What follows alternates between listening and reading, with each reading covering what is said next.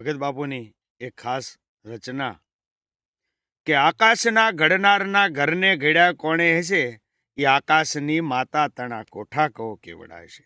કે ધરતી તણો પીંડો કર્યો રજ લાવતો ક્યાંથી હશે, એ જગ ચાક પેરણહાર કુંભાર ક્યાં બેઠો હશે. આ જાણવા જોવા તણી દિલ ઝંખના ખટકી રહી, એ બ્રહ્માંડને ભટકી રહી અંતે મતી અટકી રહી.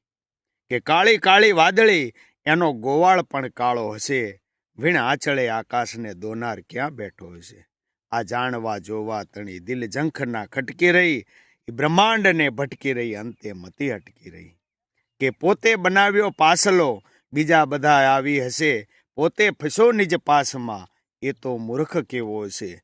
કરતાળ તાળી દઈ જતો અને હૈયા વિશે હસતો હશે, બાંધો છતાં છટકી જતો એ તો ચતુર કેવો હશે.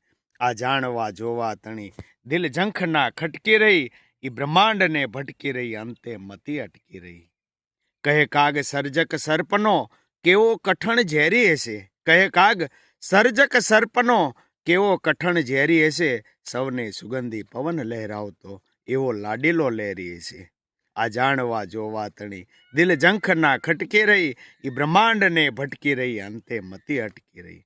કે પશુ પંખી કણનો પિતા, પશુ પંખી એ કણનો પિતા, એ પરમારથી કેવો હશે, એક માનવી ઘડનાર હે પ્રભુ સ્વાર્થી કેવો હશે. આ જાણવા જોવા તણી દિલ ઝંખના ખટકી રહી, એ બ્રહ્માંડને ભટકી રહી અંતે મતી અટકી રહી.